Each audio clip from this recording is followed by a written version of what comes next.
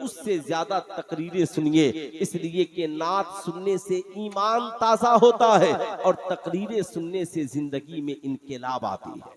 इसलिए जिंदगी में इनकलाब लाने के लिए तकरीरें जरूर सुनिए। अपनी मट्टी पे ही चलने का तरीका सीखो। संगे मरमर पे चलोगे तो फिसल जाओगे।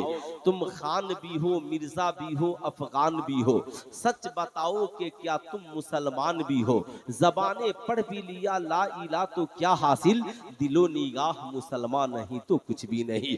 आज हम जिस समाज में जीवित और जिंदा हैं, ये अल्लाह वाले इसलिए आए ताकि बिगड़े हुए समाज को अच्छा बनाया जाए। अब ताज्जुब की बात है साहब, हम मुसलमान मगर हमारी जिंदगी में इस्लाम कहीं दूर दूर तक नजर नहीं आता। हम साहबे ईमान है मगर हमारी जिंदगी में इस्लाम की रोशनी दूर दूर तक नहीं है। अब जाहिर सी बात है हम मुसलमान हैं, क्या हमारा किरदार भी मुसलमान है? क्या हमारा इखलाक भी मुसलमान है? क्या हमारी सोच भी मुसलमान है? क्या हमारी फिक्र में भी इस्लाम है? अगर यकीनन हर मुसलमान की फिक्र इस्लामी हो जाए तो समाज से करप्शन मिट जाएगा, लोग समाज में अच्छाई का बोलबाला होगा। इसलिए कि इस्लाम अमन और शांति वाले मजहब का नाम है। इस्लाम लोगों को अच्छी बातें बताने वाले मजहब का नाम है। इस्लाम न होता तो माँ के कदमों के नीचे जन्नत कौन बिछाता? इस्लाम न होता बाप को जन्नत का दरवाजा कौन बताता? इस्लाम न होता तो भाई को भाई से मोहब्बत का सलीका कौन बताता? इस्लाम न होता तो बेटियों को जिंदा दफन होने से कौन बचाता? इस्लाम न होता तो शराब की हुर्मत का ऐलान कौन करता? इस्लाम न होता तो जुआ हराम है ये कौन बताता? इस्लाम न होता तो जना करना हराम है ये कौन बताता? इस्लाम न होता तो नौजवानों की जिंदगी में इनकलाब कौन लाता? इसलिए मैं कहता हूँ साहब, इस्लाम न कल खतरे में था, इस्लाम न आज खतरे में है, बल्कि मुसलमान अपने गंदे आमाल की वजह से, अपनी बदकिरदारी की वजह से, अपनी बेहयाई की वजह से मुसलमान कल भी खतरे में थे और मुसलमान आज भी खतरे में है। इसलिए सुल्तान रजा कहना चाहेगा, आप चाहते हैं आपकी जिंदगी में इनकलाब आए तो आप बुजुर्गों की जिंदगी का मुताला कीजिए, अल्लाह वालों की जिंदगी का मुताला कीजिए। जब आप इनकी जिंदगी का मुताला करेंगे तो आपको पता चलेगा। हजरत सरकारे सुरकाही है, बचपन का जमाना है, माँ सो जाती, कदमों में माँ की रात गुजार देते थे। एक अल्लाह का वली जमाने को मैसेज और पैगाम दे रहा है, वलायत की मंजिल तक पहुंचना चाहते हो, माँ की मोहब्बत को छोड़कर न जाना।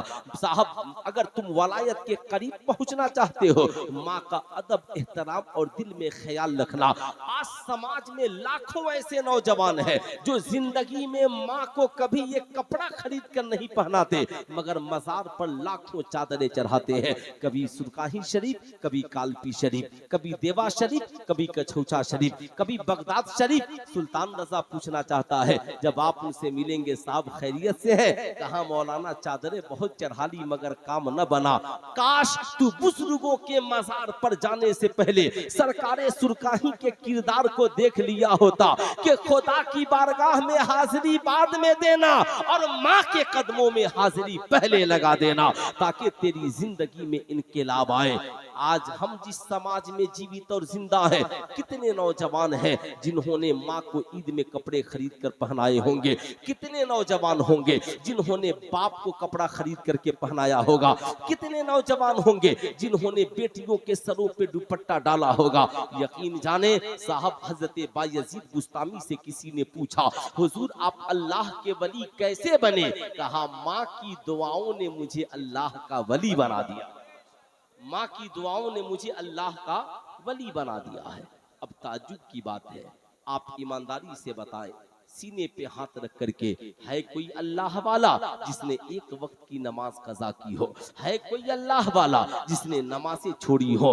आप ताज्जुब करेंगे, ये अल्लाह वाले हैं, जंगल में है मुसल्ला बिछा हुआ है, साहब वादी में है मुसल्ला बिछा हुआ है, घर की चार दीवारी में है मुसल्ला बिछा हुआ है।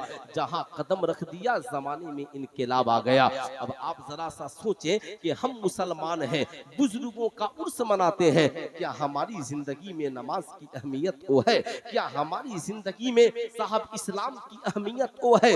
हजरत ख्वाजा गरीब नवाज जब भारत में इस्लाम की तबलीग के लिए आए तो एक हाथ में कुरान लेकर आए और एक हाथ में आमेना के लाल का किरदार लेकर के आए। जमाने को दिखाया, लोगों जिंदगी में अगर तुम कामयाबी चाहते हो तो एक हाथ में कुरान ले लो और एक हाथ में आमेना के लाल का किरदार ले लो। हजरत बायजीद बुस्तामी है साहब, पढ़ लिख करके माँ के पास आते हैं, कहते हैं अम्मी मैं अल्लाह का वली बनना चाहता हूँ। ऐ मेरी कौम का नौजवान याद रखना, जिंदगी में इन बातों को जगह देना। आज हम जिंदगी में बहुत परेशान होते हैं। आपने देखा होगा एक नौजवान मैट्रिक पास है मगर परेशान है, इंटर की डिग्री है मगर परेशान है, एक शख्स हाफिज कुरान आलिम दीन है मगर परेशान है, एक नौजवान है बिजनेसमैन है मगर परेशान है। जानते हैं हमारी जिंदगी में परेशानी की वजह क्या है? इसकी सबसे बड़ी वजह यह है हमने अपनी जिंदगी में माँ बाप को जगह देना छोड़ दिया। आज हमारी कौम का नौजवान ये सोचता है हम जो कमाते हैं ये सब मेरा है। साहब हम जो कुछ करते हैं शायद उसे लगता है कि और लगता है कि हम सही कर रहे हैं। हमारी बीवियां भी सोचती हैं कि मेरा शौहर जो कमा रहा है ये सब मेरा है। हमने जिंदगी में माँ बाप की अहमियत को भुला दिया। लेकिन मैं आपको बताना चाहूंगा, हजरत बायजीद बुस्तामी है, माँ से कहते हैं माँ मैं अल्लाह का वली बनना चाहता हूँ, ये मेरी माँ मुझे इजाजत दीजिए ताकि मैं जंगल में जाकर इबादत और रियाजत करूँ। माँ ने कहा बेटा इससे खुशी की बात क्या होगी कि बेटा आलिम भी हो और साथ में वली कामिल भी बन जाए।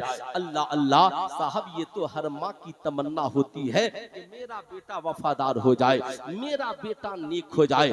यही वजह है जमाने की निगाहों ने देखा दुनिया में एक ऐसी माँ जो मुसल्ला बिछाती तो रात खत्म हो जाती मगर सजदा मुकम्मल नहीं होता। उस माँ ने कहा था मालिक मौला तूने कितनी छोटी छोटी रातें बनाई है, एक रात तो इतनी लंबी बना दे ताकि रसूलुल्लाह की बेटी फातिमा का एक सजदा मुकम्मल हो जाए। जिस माँ के सजदे को देखकर बेटे ने कहा था माँ बचपन से लेकर जवानी तक मैंने यही देखा कि मेरी माँ की एक वक्त की नमाज कज़ा नहीं हुई। माँ ने कहा था बेटा तेरी माँ ने नमाज नहीं छोड़ी, तू भी जिंदगी में कभी नमाज न छोड़ना। तेरी माँ को दो चीजों से प्यार है, एक जिसे कुरान कहा जाता है और दूसरा जिसे नमाज कहा जाता है। बेटे ने कहा माँ मुझे क्या करना है? माँ फातिमतु ज़हरा है, पूछने वाला बेटा हुसैन है। माँ ने कहा बेटा तू भी कुरान और नमाज से दोस्ती कर ले। जमाने की निगाहों ने देखा आज मजार पे रहने वाला मजाविर का पता नमाज पढ़ता है कि नहीं पढ़ता है। आप अजमेर शरीफ देख ले साहब, जाकर देवा शरीफ देख ले। लेकिन आज देख अगर कोई समाज का ऐसा इंसान कहता है माज़अल्लाह नमाज से कुछ नहीं होता तो सुल्तान रजा कहना चाहेगा सैयदा खातूने जन्नत से पूछ ले नमाज से क्या होता है, इमाम हुसैन से पूछ ले नमाज से क्या होता है। मैदान करबला है, हम साहब याद रखिएगा मुहर्रम का महीना आने वाला है, 10 दिन हम इमाम हुसैन की याद मनाते हैं।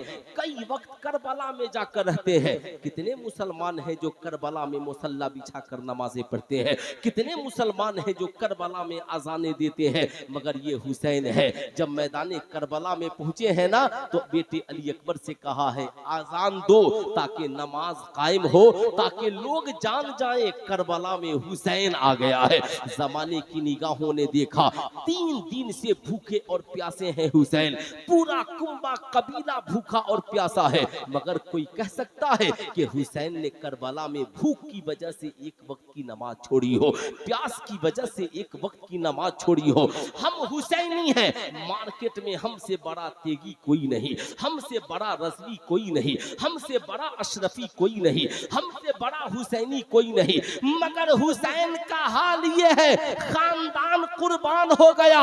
72 जख्म खाकर जब घोड़े से नीचे गिरे तो पेशानी को सजदे में रखकर कहा माँ तूने सिखाया था नमाज न छोड़ना। हुसैन खानदान कट गया तो भी नमाज पढ़ रहा था और 72 जख्म खाकर घोड़े से गिरा है तो भी हुसैन करबला में सजदा कर रहा है। जमाने को बता रहा है ऐ हुसैनियों याद रखना याद रखना, याद रखना, जब माँ मुसल्ला बिछाकर पूरी रात सजदा करने वाली होती है तो बेटा सजदे में सर कटाकर इस्लाम बचाने वाला हुसैन होता है। आज नारे तकबीर, नारे तकबीर, नारे रिसालत, नारे रिसालत, अज़मत इमाम हुसैन सरज़मीन नगवा शरीफ अल्लामा मुफ्ती सुल्तान रज़ा साहब किबला। नारे तकबीर। आप ईमानदारी से बताएं, आज न वो माँ रही, आज न वैसा बेटा रहा।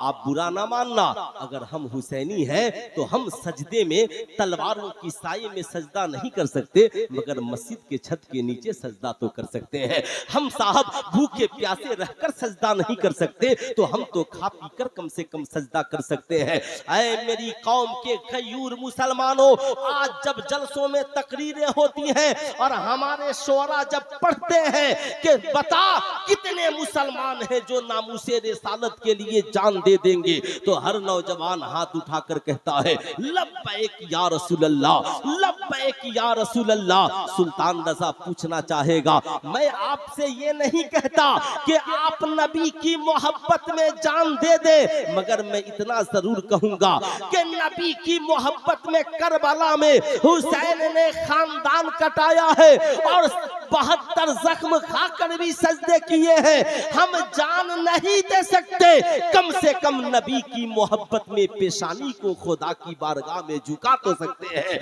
नबी ने फरमाया अस्सलातु कुर्रतु ऐनी, नमाज मेरी आंखों की ठंडक, नमाज मेरी आंखों की ठंडक है। शहबाज रजा नूरी साहब की तवज्जो चाहूंगा। आज साहब देखा होगा आपने, हर गली में हर गांव में एक पोएम बहुत मशहूर है, मछली जल की रानी है, जीवन उसका पानी है। मैंने एक दिन अपने क्लास में बच्चों से पूछा, बताओ मछली का पानी से रिश्ता कैसा है?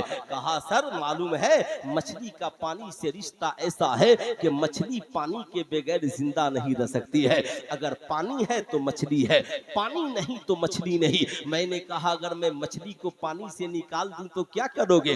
कहा सर मछली मर जाएगी, मैं मछली को उठा के फिर से पानी में डाल दूंगा। आज साहब सारी दुनिया के मुसलमान जान गए कि मछली पानी के बगैर जिंदा नहीं रह सकती, मगर आज से 1450 बरस पहले आमिना के लाल ने ऐलान फरमाया अल मोमिनो फिल मस्जिद कसमको फिल मा, मोमिन का रिश्ता मस्जिद से ऐसे है जैसे मछली का रिश्ता पानी से है। मछली पानी के बगैर जिंदा नहीं रह सकती और मुसलमान मस्जिद के बगैर जिंदा नहीं रह सकता, नहीं रह सकता। साहब मैं आपसे कहना चाहूंगा, आप ईमानदारी से बताएं, मैं ये नहीं कहता कि आप करबला में चलकर सजदा करें, मगर इतना तो हो कि जब नमाज का वक्त हो जाए, घर में हो घर में मुसल्ला बीत जाए, बाजार में है मस्जिद देखकर मुसल्ला बीत जाए, सफर में है जगह देखकर मुसल्ला बीत जाए, वीराने में है देखकर मुसल्ला बीत जाए। तभी तो जमाने की नजरों ने देखा था साहब वो आला हजरत जिनसे सरकारे सुरकाही कितना प्यार करते थे। आला हजरत कालपी शरीफ से चले हैं, बरेली शरीफ के सफर पर है, ट्रेन में सफर कर रहे हैं, नमाज का वक्त हो जाता है, इधर साहब नमाज का वक्त हुआ, ट्रेन रुकी है, आला हजरत ट्रेन से उतरते हैं, स्टेशन पे मुसल्ला बिछाते हैं, सारे उनके मानने वाले पीछे खड़े हो जाते हैं, मुरीद परेशान है, हुजूर नमाज हो रही है, ट्रेन किसी का इंतजार नहीं करती, ट्रेन चली जाएगी, मगर इधर आला हजरत नमाज पढ़ रहे हैं, उधर ड्राइवर हरन बजा रहा है, मगर ट्रेन चलने को तैयार नहीं है। रेलवे के सारे अमला परेशान है, सब के सब परेशान है, हैरान है। अल मलफूस शरीफ के इब्तिदा में ही ये वाकया मौजूद है, आप पढ़ सकते हैं। अल्लाह अल्लाह साहब सारे रेलवे के अमला परेशान। एक पंडित जी की नजर पड़ी, पंडित जी ने कहा ड्राइवर साहब परेशान क्यों हो? कहा रे पंडित जी ट्रेन चल नहीं रही है। कहा बेवकूफ हो, ट्रेन तकनीकी खराबी की वजह से नहीं रुकी, बल्कि उस नमाजी की वजह से रुक गई है। ठहरो ठहरो, बस नमाज खत्म होने दो, ट्रेन चलने लगे, नमाज खत्म होने दो। तकीबात उर्से मुकद्दस, नारे तकबीर, नारे रिसालत। ट्रेन चलने लगेगी। इधर आला हजरत की नमाज खत्म हुई, दुआ से फारिग हुए, मुसल्ला समेटा, ट्रेन में आए, ट्रेन चलने लगी, सारे अमला आ गए। लोगों ने आला हजरत को देखकर कहा, जब नबी का गुलाम इतना अच्छा है तो नबी कितने अच्छे होंगे। अब मुझे ठहर कर कहने दो, ऐ मेरी कौम की शहजादियों, सुल्तान रजा तुझसे भी कहना चाहेगा, जिंदगी में देखना हो रसूलुल्लाह की शहजादी को देखो, साहब रसूलुल्लाह के घर की बेटियों को देखो। मैदाने करबला है, खेमे में हजरत ज़ैनब का मुसल्ला बिछा है, हजरत शहरबानों का मुसल्ला बिछा है। इस्लाम मुजाहिदीन इस्लाम मैदाने करबला में तलवारों की जद में है। इधर से हजरत ज़ैनब दुआ कर रही है, मौला मेरे शहजादों की शहादत को कबूल कर ले, मेरे भाई को इम्तिहान में कामयाबो कामरान कर दे। ऐ मेरी कौम की माँ, सुल्तान रजा ये नहीं कहना चाहता कि तावीज़ों से फायदा नहीं होता, लेकिन कब तक सिर्फ तावीज़ों के पीछे पड़ी रहोगी? तावीज़ें बाद में लो, पहले घरों में सैयदा ज़ैनब की तरह मुसल्ला बिछाने वाली बन जाओ। जमाना सो जाए, तेरा शौहर परेशान है, तेरा बाप बीमार है, तेरा बेटा पढ़ रहा है, सारी दुनिया सो जाए, तू मुसल्ला बिछा, खुदा की बारगाह में 2 सजदे अदा कर, फिर मौला की बारगाह में हाथों को उठाकर दुआ कर, मौला सैयदा खातून जन्नत के सदके में मेरे बाप को सेहतमंद कर दे, मेरे शौहर को कामयाबी और कामरानी दे दे। ऐ मेरी कौम के शहजादों, याद रखना, मुस्तफा जाने रहमत सल्लल्लाहु अलैहि वसल्लम इरशाद फरमाते हैं, ऐ मोमिन याद रखना, जिंदगी में कभी तकलीफ पहुंच जाए ना तो मुसल्ला बिछाना और 2 रकत नमाज़े हाजत पढ़ लेना, फिर दुआ मांगना, अल्लाह ताला उसकी बरकत से तेरी हर हाजत पूरी फरमा दे, है ना? तो साहब कितने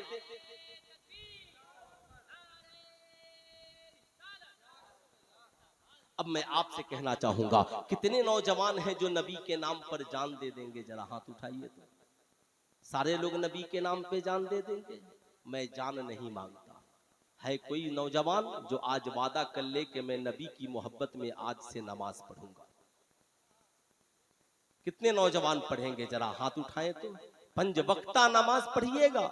मैं इसलिए नहीं, मेरी तकरीर का मकसद कतई ये नहीं है कि बहुत जमा करके मेरी तकरीर हो, एकदम इनकलाब आ जाए, मैं चाहता हूँ नहीं। उर्से हनीफे मिल्लत में हम आए हैं, अल्लाह के वली कब्र से देख रहे हैं, आने वाला सिर्फ फातिहा पढ़ के जा रहा है या नबी का किरदार भी लेकर के जा रहा है? आने वाला सिर्फ मिठाइयाँ और जलेबियाँ लेकर जा रहा है या मुस्तफ़ा जाने रहमत की सुन्नत लेकर जा रहा है?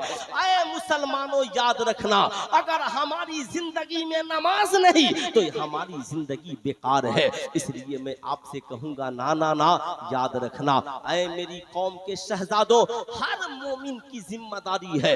आप मोमिन हैं, घर के सरपरस्त हैं, माँ है, बाप है, बड़े भाई हैं और बहन है। याद रखें, अल्लाह कुरान में खिताब फरमाता है, या अय्युहल्लज़ीना आमनू कू अनफुसकुम व अहलीकुम नारा, ऐ ईमान वालों, अपने आप को और अपने घर वालों को जहन्नम की आग से बचाओ, जहन्नम की आग से बचाओ। अब सवाल ये उठता है, ईमान वालों से रब फरमा रहा है, खुद भी जहन्नम से बचो, अपनी औलादों को भी बचाओ। ईमानदारी से बताएं, हम कितने मुसलमान हैं जिन्होंने अपने बेटों को इस्लाम की तबलीग की है? हम कितने मुसलमान हैं जिन्होंने अपनी बेटियों को इस्लाम की तबलीग की है? हम कितने मुसलमान हैं जिन्होंने अपनी बीवियों को इस्लाम की तबलीग की है? आइए मैं आपसे पूछना चाहूंगा, आज मज़ारों पर चादरें बढ़ी हैं मगर बेटियों के सरों से दुपट्टा उतर रहा है। और साहब याद रखिए, हम जिस मुल्क में जीवित और जिंदा हैं वो कल का दौर था, क्या हिंदू क्या मुसलमान, सबकी बेटियों के सरों पे आंचल होते थे। अगर किसी के सर से आंचल गिर जाए ना तो मुसलमान, हमारे बरादराने वतन भी इसे ऐब मानते थे। कैसी बहू आ गई है, सर पे दुपट्टा नहीं है, कैसी बेटी है, सर पे आंचल नहीं है। मगर आज आजादी निस्मा के नाम पर बेहयाई का जो खेल खेला जा रहा है, बेहयाई का जो मुजाहरा किया जा रहा है, आप साहब सीने पे हाथ रखकर भी इसके बारे में कभी इसका तस्वुर नहीं कर सकते। आज हमारे अंदर जो इख्तलाफ की बीज लोगों ने बो करके रख दिया है, साहब इस इख्तलाफ को मिटाने की जरूरत है, इत्तेहाद को कायम करने की जरूरत है। हम सबको मिलजुल करके एक प्लेटफार्म पे काम करने की जरूरत है। वो प्लेटफार्म जो प्लेटफार्म रसूलुल्लाह ने दिया है, वो प्लेटफार्म जिस प्लेटफार्म का नाम ईमान है। ईमान क्या नाम है? क्या नाम है? पूरा मजमा हाथ उठाकर बोलते, उस प्लेटफार्म का क्या नाम है? ईमान। यही वजह है, ईमान एक ऐसा प्लेटफार्म है कि हिंदुस्तान का साहब ईमान हो और अफगानिस्तान का साहब ईमान हो, चाहे साहब चाइना जापान का साहब ईमान हो। कुरान ने कहा इन्नमल मोमिनून इख्वा, हर ईमान वाले आपस में भाई भाई है। याद रखें साहिबों, मोमिन का रिश्ता बड़ा मधुर होता है, मोमिन के रिश्ते में बड़ी मिठास होती है। ईमान वालों का जिक्र कुरान ने यूं किया, रहमाओ बैनहुम, ये आपस में एक दूसरे के लिए बड़े रहम दिल होते हैं, एक दूसरे के लिए बड़ी अपने सीने में रहमत रखते हैं, माफ कर देने का जज्बा इनके सीने में होता है, प्यार वफा की बातें इनके सीने में होती है। साहब आपस में इख्तलाफ किसके अंदर नहीं होता? भाई भाई को शैतान लड़ा देता है, साहब पड़ोसी पड़ोसी को शैतान लड़ा देता है, मियाँ बीवी को शैतान लड़ा देता है। ये झगड़ा ये न समझे कि आप ही के साहब ये शैतान है, हमलावर होता है। शैतान का काम ही है इंसान के दरमियान फूट डाल देना। जब दो इंसान आपस में लड़ते हैं शैतान मुस्कुराता है, जब दो पड़ोसी आपस में लड़ते हैं शैतान मुस्कुराता है। मगर बात जब इस्लाम की आती है तो इस्लाम कहता है जो अपने लिए पसंद करो वही अपने भाई के लिए पसंद करो, जो खुद खाओ वही अपने भाई को खिलाओ। खाने से पहले, पीने से पहले, पहनने से पहले अपने भाइयों का ख्याल कर लेना, अपने पड़ोसियों का ख्याल कर लेना। साहब ये रसूल है खड़े हुए, या रसूल अल्लाह पड़ोसी कौन है? अल्लाह के नबी फरमाते हैं 40 घर आगे, 40 घर पीछे, 40 घर दाएं, 40 घर बाएं, ये सब तेरे पड़ोसी हैं। कहा या रसूल अल्लाह क्या सिर्फ कलमा पढ़ने वाले पड़ोसी? का नहीं, वो किसी मजहब का मानने वाला हो, हिंदू हो, मुसलमान हो, क्रिश्चियन हो, ईसाई हो, बैकवर्ड हो, फॉरवर्ड हो। यही वजह है रसूलुल्लाह का दस्तरखान सबके लिए है, सरकार की मोहब्बत सबके लिए है। यही वजह है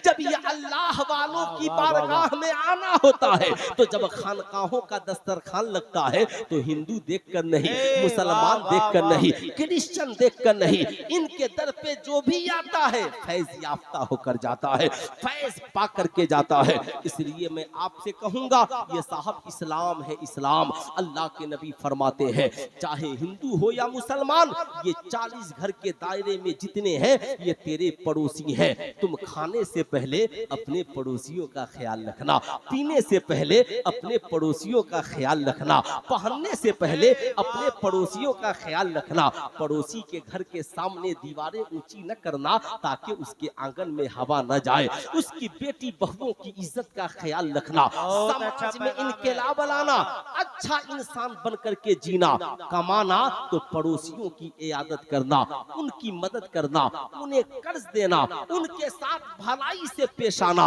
आज मैं आपसे पूछना चाहता हूँ, हम अल्लाह के एक वली की बारगाह में आए हैं, आज तो भाई भाई का रिश्ता मजबूत नहीं, पड़ोसी का रिश्ता कैसे मजबूत होगा? आज बेटा तो बाप को नहीं पूछता, ये पड़ोसी को क्या पूछेगा? आज तो ये माँ को अपनी कमाई में हिस्सा और शेयर नहीं देता, ये साहब पड़ोसी को क्या देगा? मगर आओ मैं तुझे बताना चाहूंगा, इजाजत है बता दूं?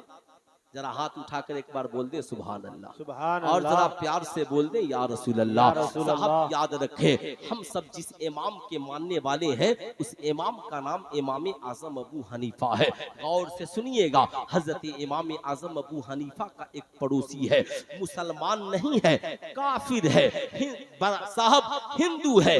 काम क्या? हर रोज जब शराब पीता और शराब के नशे की हालत में घर लौटता, पूरी रात इमाम आजम अबू हनीफा को गालियां देता। इमाम आजम अबू हनीफा पूरी रात मुसल्ला बिछा करके नमाज पढ़ते और सुबह को अपनी बीवी से कहते, सुनो मेरा पड़ोसी दिन भर शराब पीता है और रात भर गाली देता है, कमाता नहीं है, कहीं ऐसा न हो उसकी बीवी भूखी सो जाए, कहीं ऐसा न हो उसके बच्चे भूखे रह जाए, कहीं ऐसा न हो उसके घर में फाका पड़ जाए। सुनो हमारे घर में खाना बाद में बनेगा, मगर मेरे पड़ोसी के घर राशन पहले पहुंचा दो। हमारे बच्चे कपड़े बाद में पहनेंगे, उसके बच्चों के लिए कपड़े का इंतजाम पहले कर दो। तभी तो डॉक्टर इकबाल ने कहा, वो अंधेरा ही भला था कि कदम राह पर थे, रोशनी लाई है मंजिल से बहुत दूर हमें। नारे तकबीर, नारे रिसालत, मसलके आला हजरत उर्से मुकद्दस मुफ्ती सुल्तान साहब सिवानी, नारे तकबीर, नारे रिसालत। वाह वाह। अब साहब गौर से सुनेंगे, जानना बहुत जरूरी है। उर्स की तकरीब में आने वालों, इन जलसों को बामकसद बनाओ, अपनी जिंदगी को बामकसद बनाओ। साहब हजरत इमाम आजम अबू हनीफा हैं, बीवी से कहते हैं, बीवी कहती है आप भी अजीब आदमी है, रोजाना गाली सुनते हैं मगर उसके बच्चों को राशन देते हैं। हजरत इमाम आजम अबू हनीफा कहते हैं, अरे मेरी शरीक हयात, वो मेरा हक नहीं जानता मगर मैं तो उसका हक जानता हूँ। इसलिए ये देखिएगा 5 दफा पढ़े लिखे लोग, आलम भाई पढ़े लिखे लोग भी गलती कर बैठते हैं। साहब इनके साथ भी मामला थे, ये भी कभी कभी बड़े जज्बाती हो जाते हैं। मैं कहूँगा जज्बाती न हो, पहले इसे सुने फिर मैं साहब मुस्तफा जाने रहमत करीब के करीब आपको लेकर के चलूंगा। अल्लाह अल्लाह साहिबों, हजरत इमाम आजम अबू हनीफा हैं, हर रोज अपने उस हिंदू पड़ोसी और उस शराबी पड़ोसी के औलादों को खाना खिलाते पिलाते खुद बाद में खाते। एक रात इमाम आजम अबू हनीफा मुसल्ला बिछाए नमाज शुरू कर दी, मगर आज पड़ोसी के गाली की आवाज नहीं आ रही। जब गाली की आवाज नहीं आई तो हजरत इमाम आजम अबू हनीफा परेशान हो गए। अपनी बीवी से पूछा, ओ शरीके है आज क्या बात है, मेरा पड़ोसी गाली नहीं दे रहा है। बीवी ने मुस्कुराते हुए कहा अरे मेरे शौहरे नामदार, आप नहीं जानते, आज पुलिस वाले आए थे और किसी जुर्म में उसे पकड़ के लेके चले गए और उसे जेल में बंद कर दिया है। सुनो, इमाम आजम अबू हनीफा किस कदर अपने पड़ोसी से प्यार करते थे, आंखों में आंसू आ गए, रो पड़े। कहा, ऐ मेरी शरीके हयात, तूने मुझे पहले क्यों नहीं बताया? न जाने मेरे पड़ोसी ने जेल में खाना खाया कि नहीं खाया, पानी पिया कि नहीं पिया, न जाने उसकी रात कैसी कटेगी, न जाने मेरा पड़ोसी कितने तकलीफ में होगा। इमाम आजम अबू हनीफा पूरी रात खाना नहीं खाए, पानी नहीं पिया, ये सोच कर के मैं खा लूं और मेरा पड़ोसी भूखे रह जाए, मैं पानी पी लूं मेरा पड़ोसी प्यासे रह जाए। ऐ मेरी कौम के शहजादों, तुम सीने पे हाथ रखकर बताओ, हमारे इमाम की जिंदगी तो ये है, मगर हम कैसे हैं? हम मुर्ग मुसल्लम बिरयानी खाकर सो जाते हैं, उसी घर में हमारा भाई भूखे सो जाता है। हम साहब एयर कंडीशन कमरों में सो जाते हैं, हमारी माँ दवा की 2 घूंट लिए बगैर सो जाती है। मेरा बाप बेचारा रात की तन्हाई में 2-4 आंसुओं के कतरात बहा करके सो जाता है। जरा सीने पे हाथ रख करके सोचो, फिर भी हमसे बड़ा इमाम आजम अबू हनीफा का मानने वाला कोई नहीं है। हम तो उनके मुकल्लिद हैं। इमाम आजम अबू हनीफा की रात कटी है, फजर की नमाज पढ़े हैं, दारोगा जेल के पास गए। जैसे ही उसकी नजर पड़ी, कहा, हुजूर आपका आना कैसे हुआ? कहा, फला शख्स को पकड़ कर लाए हो? कहा, हाँ हुजूर, बहुत बड़ा शराबी है, बहुत बड़ा गुनहगार है, दिन भर लोगों को गालियां देते फिरता है, बहुत सारी शिकायतें आई है। हुजूर आप उसके लिए? कहा, हाँ मैं उसकी रिहाई के लिए आया हूँ। कहा, हुजूर कहाँ वो और कहाँ आप? कहा, वो और कहाँ आप? वो शराबी है, वो गुनहगार है, वो बदकार है, आप साहबे किरदार है, आप उसे छुड़ाने के लिए आ गए। इमाम आजम अबू हनीफा ने कहा, ओ दारोगा जेल, वो शराबी बाद में है, वो गुनहगार बाद में है, मेरा पड़ोसी पहले है। मैं गुनहगार को छुड़ाने नहीं, अपने पड़ोसी को छुड़ाने आया हूँ। मेरी जमानत पे मेरे पड़ोसी को रिहा कर दे। अल्लाह अल्लाह, इमाम आजम अबू हनीफा की जमानत पर, उनकी गारंटी पर दारोगा जेल जाता है, जाकर उस शराबी से कहता है, चल। इमाम आजम अबू हनीफा तेरी रिहाई के लिए आए हैं। उसके आंखों में आंसू आ गए।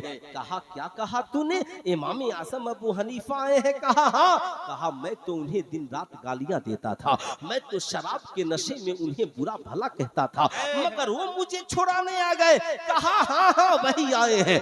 साहब नेदामत से निगाहें झुकी हुई है, शर्म से आंखें झुकी हुई है, निगाहें नीची किए जेल के बाहर निकला है। इमाम आजम अबू हनीफा पे नजर पड़ी है, कदमों में गिर गया है। कहता है हुजूर गुस्ताखी माफ कर दे, मैं आपको सताता रहा, मैं आपको तकलीफें देता रहा, मैं आपको बुरा भला कहता रहा, मगर हुजूर आप मेरे बच्चों को खाना खिलाते रहे, आप मेरी बीवी को कपड़े पहनाते रहे, आप मेरे साथ भलाई का एहतमाम करते रहे। हुजूर मैंने आपको इतना सताया मगर आपने मुझसे नफरत नहीं की। कहा इमाम आजम अबू हनीफा ने, ऐ मेरा पड़ोसी, तुमने जो किया ये तेरा किरदार है और मैंने जो किया ये मजहब इस्लाम की तालीम है, मैंने जो किया ये आमिना के लाल का हुक्म है। उसने कहा हुजूर जब आप इतने अच्छे हैं तो मदीने वाले मुस्तफा कितने अच्छे होंगे, मुझे कलमा पढ़ाइए और साहबे ईमान बना दीजिए। नारे तकबीर,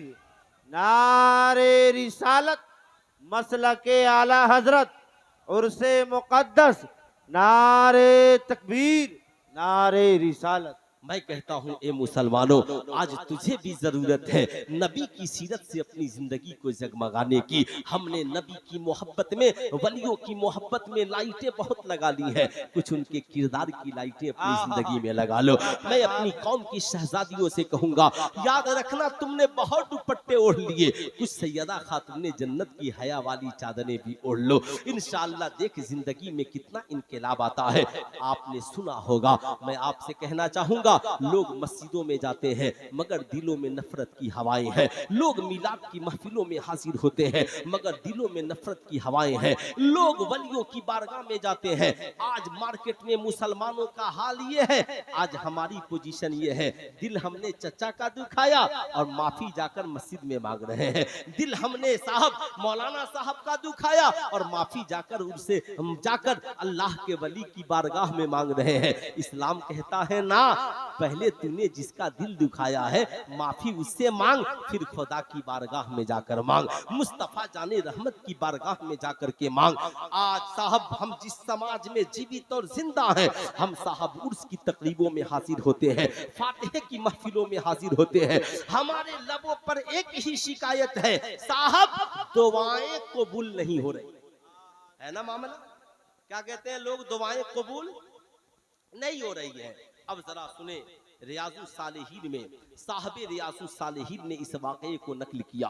मुस्तफ़ा जाने रहमत सल्लल्लाहु अलैहि वसल्लम है, अल्लाह अल्लाह साहबे कराम की मजलिस सजी है। आका करीम उस मजलिस में तशरीफ ले आते हैं। जो ही आका करीम उस मजलिस में तशरीफ ले आए, आमिना के लाल ने ऐलान फरमाया, ऐ मेरे सहाबा मेरी मजलिस से वो निकल जाए। या रसूल अल्लाह कौन? कहा जिन्होंने आपस में रिश्तों को तोड़ लिया। कहा जिन्होंने आपस में रिश्तों को तोड़ लिया है। अब याद रखिएगा, इस्लाम रिश्ता तोड़ने का दर्स नहीं देता, इस्लाम मोहब्बत से रिश्ता जोड़ने का दर्स देता है। इस्लाम टूटे हुए दिलों को प्रेम, मोहब्बत और शांति के साथ जोड़ने का दर्स देता है। अब याद रखें, आका ने जो ही कहा मेरी मजलिस से वो निकल जाए जिसने आपस में रिश्तों को तोड़ लिया है। आज साहब कितने लोग हैं, साहब बहू सास से रिश्ता तोड़ चुकी है, भाई भाई से रिश्ता तोड़ चुका है, बेटा बाप से रिश्ता तोड़ चुका है, पड़ोसी पड़ोसी से रिश्ता तोड़ चुका है।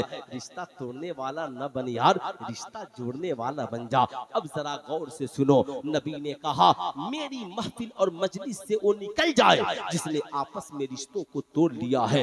एक नौजवान उठा है, आंखों में आंसुओं का सैलाब उमड़ पड़ा है, मजलिस से बाहर निकलता है, अपने खाला के घर जाता है। कई साल हो गए थे खाला से उसने रिश्ता तोड़ रखा था।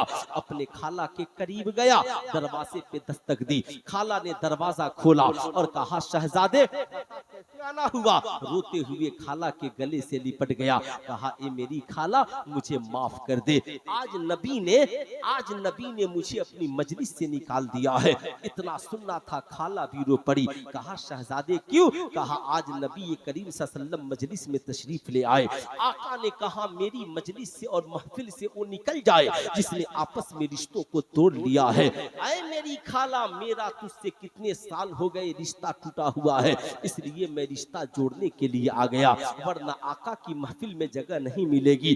कहाँ गए वो मुसलमान जो कहते हैं मरने के बाद नबी की शफाअत मिले, जो कहते हैं मरने के बाद मुस्तफा जाने रहमत से मुलाकात होगी। हम जो चाहते हैं मदीने शरीफ में हाजिरी हो और सरकार की बारगाह में हमारी दुआएं मकबूल हो जाएं। मैं सुन्नियों तुमसे कहूंगा बिलखुसूस, ऐ मेरी कौम के शहजादों, अपने सीने में इन बातों को जगह देना। नौजवान है, खाला ने कहा ए मेरे शहजादे जा, मैंने तुझे माफ किया, अल्लाह उसके रसूल माफ करे। आका की बारगाह में जाना और नबी की बारगाह में मेरा सलाम भी अर्ज कर देना। नौजवान खाला की बारगाह से चला है और चलते हुए आका करीम की बारगाह में हाजिर हुआ है। जो ही आका की नजर पड़ी, नबी मुस्कुरा दिए, यूं मुस्कुराए जान सी कलियों में पड़ गई, यूं लब कुशा हुए के गुलिस्ता बना दिया। अल्लाह अल्लाह, ऐ मेरी कौम के नौजवानों, नबी करीम सल्लल्लाहु अलैहि वसल्लम ने नौजवान को करीब बुलाया। कहा नौजवान कहाँ गए थे? कहा या रसूल अल्लाह, जो ही आपका हुक्म हुआ कि मेरी मजलिस से वो निकल जाए जिसने आपस में रिश्तों को तोड़ लिया है। या रसूल अल्लाह, मैंने अपने खाला से रिश्ता तोड़ लिया था, कई साल हो गए खाला से गुफ्तगू नहीं होती थी, मैं उससे रिश्ता जोड़ने चला गया था। नबी मुस्कुराए, कहा फिर क्या हुआ? कहा सरकार, मेरी खाला ने आपको सलाम कहा है और कहा है मैंने माफ किया, अल्लाह उसके रसूल माफ करे। आका ने नौजवान को सीने से लगाया, कहा ए नौजवान सुन, मैंने इसलिए कहा कि मेरी मजलिस से वो निकल जाए जिसने आपस में रिश्तों को तोड़ लिया है, इसलिए कि जिब्रील अमी हाजिर आए और उन्होंने कहा या रसूल अल्लाह, जिस मजलिस में ऐसे लोग बैठे हो जिन्होंने आपस में रिश्तों को तोड़ लिया है, अल्लाह ताला उस मजलिस में दुआओं को कबूल नहीं करता है। आज मैं आपसे कहना चाहूंगा, हम नमाज के बाद दुआएं कर रहे हैं, हम फातिहा की महफिल में दुआएं कर रहे हैं, मगर हमने आपस में रिश्तों को तोड़ लिया है। बताओ, जब हमने रिश्तों को तोड़ लिया है तो क्या हमारी दुआएं मकबूल होंगी? इसलिए मैं कहूंगा नहीं। याद रखें, हजरत इमाम हसन और हुसैन में एक बार किसी वजह से इख्तलाफ हो गया। हजरत इमाम हसन अलग, इमाम हुसैन अलग, इमाम हुसैन अलग। इस्लाम कहता है कि इस्लाम में 3 दिन से ज्यादा किसी से रिश्ता टूटना नहीं चाहिए। अब साहब 3 दिन होने वाला है, हजरत इमाम हसन है, कहते हैं ऐ मेरे मानने वालों, चलो भाई हुसैन से मिल लेते हैं। लोगों ने कहा हुजूर आप बड़े हैं, छोटे से मिलिएगा। हजरत इमाम हुसैन है, कहते हैं चलो आज 3 दिन होने वाला है, भैया हसन से मिल लेता हूँ। इमाम हुसैन थोड़ी दूर बढ़े, फिर आकर के बैठ गए, कहा भैया हसन को आने दो। हजरत इमाम हसन तशरीफ लाए, 3 दिन भी नहीं कटे, भाई को गले से लगाया, आपस में मिल गए। इमाम हुसैन के मानने वालों ने कहा हुजूर छोटे आप थे, होना तो ये चाहिए था आप पहले मिलते। कहा तुमने नबी की हदीस का मुताला नहीं किया। आमिना के लाल इरशाद फरमाते हैं, नबी करीम इरशाद फरमाते हैं, जब 2 मोमिन जिनका रिश्ता आपस में टूट गया हो, जो मिलने में पहल करेगा, अल्लाह ताला जन्नत में उसके लिए एक महल ताबीर फरमा देगा, जन्नत में उसका ठिकाना पहले हो जाएगा। इमाम हुसैन कहते हैं मैं चाहता हूं कि जन्नत में मैं बाद में जाऊं और मेरे भैया इमाम हसन जन्नत में पहले चले। बोलिए ये जन्नती काम होना चाहिए कि नहीं होना चाहिए? इसलिए आपस में इख्तलाफ को मिटाइए, इत्तेहाद भरी जिंदगी गुजारिए, आपस में इत्तेहाद पैदा कीजिए। मैं बताना चाहूंगा, अच्छा ये बताइए मैंने जो बात बताई अच्छी लगी कि नहीं लगी? अरे बोलिए बात अच्छी लगी? जितने लोगों को अच्छी लगी जरा लबों पे मुस्कुराहट के साथ बोल दे सुभान अल्लाह। जरा एक बार और जोर से बोल दे सुभान अल्लाह। अब जरा सा सुने, जानना बहुत जरूरी है। आज मेरी कौम की शहजादियों तुम भी सुनो, आला हजरत ने लिखा मजार शरीफ पर एक चादर चढ़ाओ। जरा भाईजान को जगा दीजिए, है ना? इतनी गर्मी है मगर वली के माशाअल्लाह कोई बात नहीं इत्मीनान से जागे, है ना।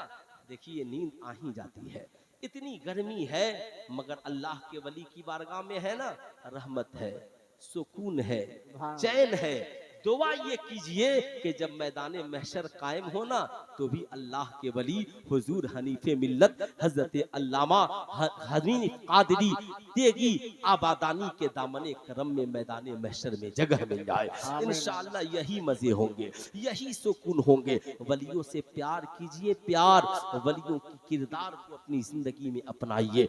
आला हजरत ने लिखा मजार शरीफ पर एक चादर चढ़ाओ ताकि पता चले ये अल्लाह के वली की कब्र है। अल्लाह अल्लाह, आज मजार शरीफ एक और चादरें 1000।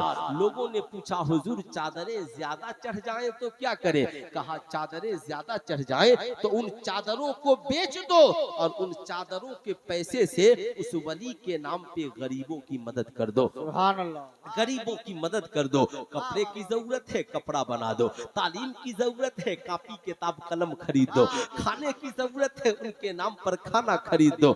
ईमानदारी की बात यही है। अरे मेरी कौम के शहजादों याद रखना, ये इस्लाम सिखलाता है। लेकिन आज हम जिस पुरफितन दौर में जी रहे हैं, आज सुन्नियों का भी बहुत बुरा हाल है। आज साहब हम फख्र से हम यही समझते हैं कि साहब हमने मजार पे 5000 की कीमती चादर चढ़ा दी, शायद हमने वलियों की मोहब्बत का हक अदा कर दिया। मैं कहूंगा अल्लाह वाले हमारी चादर के मोहताज नहीं है। अल्लाह वालों की खुशी तब होगी जब हमारे किरदार से अल्लाह उसके रसूल खुश हो जाए, जब हमारे कैरेक्टर से अल्लाह और उसके रसूल खुश हो जाए। आज हम जिस समाज में जीवित और जिंदा हैं, मैं आज अपनी कौम की बेटियों से कहूंगा आप ईमानदारी से बताएं, आज हमने अपने बेटों को चादरें चढ़ाना तो सिखा दिया, आज हमारी बेटियां भी मजारों पर आती हैं। मैं उनसे कहूंगा आज तेरे सरों पे दुपट्टा नहीं, तू मजार पे आ गई है। क्या तुमने कभी साहबे मजार को नहीं देखा? नहीं देखा कि अल्लाह के वली की कब्र है, वो कब्र के अंदर है मगर मजार पे चादर चढ़ी हुई है। यकीन नहीं तो नेट पे सर्च करके देख ले, काबा दुनिया के तमामी घरों में मुकद्दस है मगर काबे पे गिलाफ चढ़ा हुआ है। याद रखना कुरान तमामी किताबों में मुकद्दस है मगर कुरान पे गिलाफ चढ़ा हुआ है। ये अल्लाह वाले आम इंसानों में मुकद्दस है, इनके मजारों पे चादरें चढ़ी हुई है। ऐ मेरी कौम की शहजादियां, तुम भी दुनिया की तमामी औरतों में मुकद्दस हो, इसलिए अल्लाह ने तेरे सरों पे भी इज्जत की चादरें चढ़ा दी है, अजमत की चादरें चढ़ा दी है। मगर बुरा ना मानिएगा, आज हमने न जाने कितने मजारों पे चादरें चढ़ाई हैं। हमने कभी अपनी बेटियों को बताया कि बेटी तेरे सर की चादर ऐसी होनी चाहिए, तेरे सर का दुपट्टा ऐसा होना चाहिए? क्या हमने कभी बताया? बुरा ना मानिएगा मेरी बात का, हमने कभी बताया? नहीं बताया। अब हमारी बेटी जर्जेट का दुपट्टा ओढ़ती है जिससे बाल की स्याही नजर आए, नेट का दुपट्टा ओढ़ती है जिससे जिस्म की बनावट नजर आए। इस्लाम ने कहा था, ए छपरा के एक शायर है मदहोश छपरावी, उनका एक शेर मुझे याद आता है कि इस दौरे तरक्की का चलन देख रहा हूँ, पर्दा है मगर सारा बदन देख रहा हूँ। वो लिबास जिसे पहनने के बाद जिस्म की बनावट नजर आए, असल में ये पर्दा नहीं बल्कि बेपर्दगी है। सरकार मदीना सल्लल्लाहु अलैहि वसल्लम है।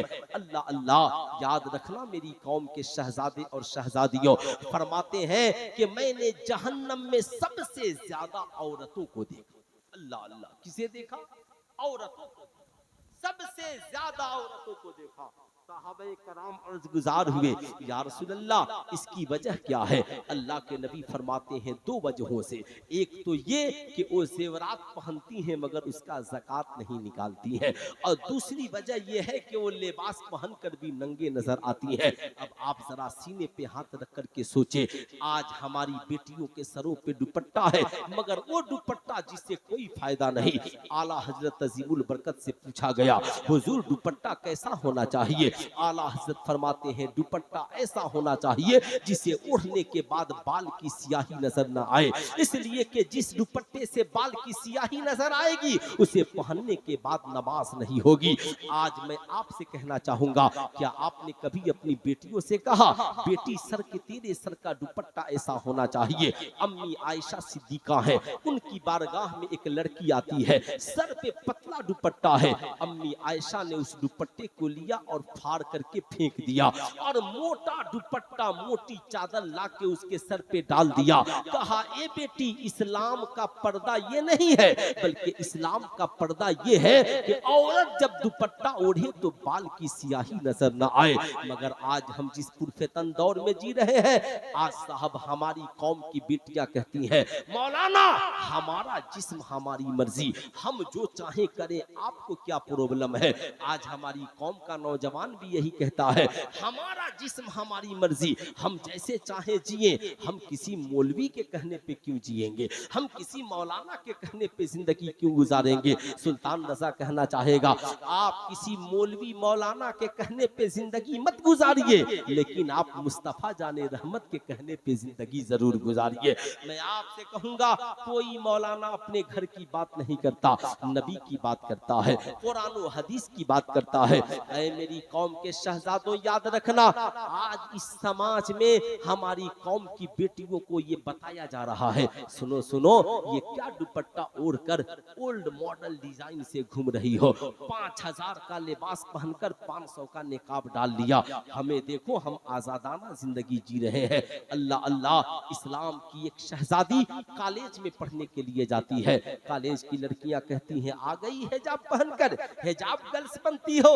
ये ओल्ड मॉडल ख्याल यहाँ नहीं चलेगा, ये पुराना मॉडल यहाँ नहीं चलेगा, ये पुराना ख्याल यहाँ नहीं चलेगा। ये दुपट्टा हम ओढ़ने नहीं देंगे। न जाने कहां कहां पाबंदियां लग गई। लोग टीवी एंकरों ने साहब टीवी पे डिबेट शुरू कर दिया, हिजाब तालीम में रुकावट है। मगर जब रिजल्ट हुआ तो हिजाब पहनने वाली लड़कियों ने ऐसा परचम लहराया।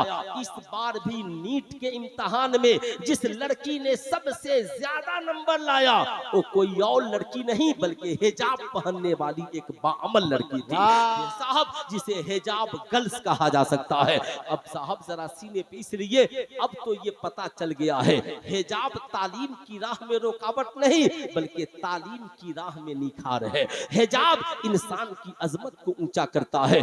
आपने देखा होगा एक आम इंसान हो, एक आम मुसलमान हो जो नमाज न पढ़ता हो, चेहरे पे दाढ़ी नहीं रखता हो, वो साहब कुछ भी बोले ना तो लोग कुछ नहीं बोलते। मगर अगर कोई इंसान दाढ़ी रख ले, नमाज पढ़ने वाला हो, अगर वो कुछ बोले तो लोग कहते हैं सुनिए उसकी बात हटाइए, मगर आप नमाज पढ़ते हैं जरा इसका भी ख्याल कीजिए, आप दाढ़ी रखते हैं जरा इसका भी ख्याल कीजिए। एक दाढ़ी इंसान को कितना मोतबर बना देती है, एक नमाज इंसान को कितना मोतबर बना देती है। लोग कहते हैं ना उसकी बात नहीं मानेंगे, दाढ़ी वाले बोल देंगे ना तो हम इनकी बात मान लेंगे। क्यों? इसलिए कि वो जानता है इसने सरकार की सुन्नत को सजाया है, इंशाअल्लाह ये झूठ नहीं बोलेगा। लेकिन बड़ा अफसोस होता है जब कोई दाढ़ी वाला झूठ बोलने लगे, जब कोई हाजी होकर के बेईमानी करने लगे, जब कोई मौलाना होकर के ऑल फॉल और साहब दुनियादार एकदम बन जाए। मैं कहूंगा नहीं, दीनदार बनिए, दीनदार। अब साहब हमारी जमात की एक बाबा काल लड़की जब कॉलेज में पहुंचती है, कहा जाता है ओल्ड मॉडल पुराने ख्यालात की लड़की हो, कहां से तुमने ये हिजाब और निकाब पहन लिया है? इतना चिढ़ाया जाता है। घर जाती है कहती है अब्बा या तो नकाब उतार दीजिए या कॉलेज से एडमिशन खत्म करा दीजिए। बाप कहता है बेटी टेंशन न लो, हालात से लड़ने वाला बनो।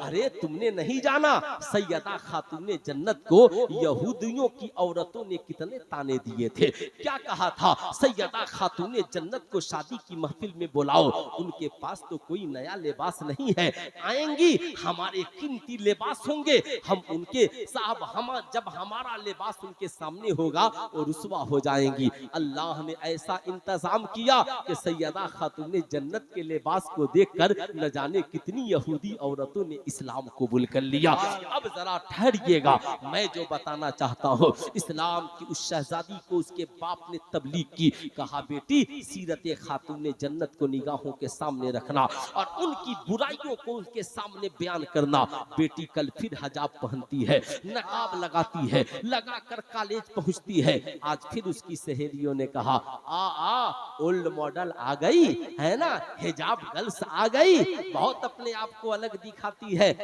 पुराने जमाने की बुढ़ी लड़की आ गई, आ इधर आ। उस लड़की ने कहा हाँ हाँ मैं ओल्ड मॉडल हूँ, पुराने ख्यालात की लड़की हूँ, सैयदा खातून जन्नत की सीरत पे चलती हूँ, जितनी न्यू मॉडर्न लड़कियां हैं मेरे सामने खड़ी हो जाओ। ये बता ईमानदारी से, इधर ओल्ड मॉडल है मगर मेरा हुस्न कोई नहीं देखता, मेरी जवानी कोई नहीं देखता, मेरे जिस्म की बनावट कोई नहीं देखता, मेरे जिस्म की गोराई कोई नहीं देखता, मगर तेरा देख जींस फटा है जमाना देख रहा है, लिबास चुस्त है, तेरे जिस्म की बनावट दुनिया देख रही है। तू रात की तन्हाई में फेसबुक पे लाइव आकर अपने हुस्न का मुजाहरा करती है। ओ मेरी न्यू मॉडर्न सहेलियों, जींस फाड़कर अपना जिस्म गैरों को दिखाना ये न्यू फैशन तुझे मुबारक हो, और फटे हुए दुपट्टे में 72 पैबंद लगाकर अपने जुल्फों की सियाही की हिफाजत करना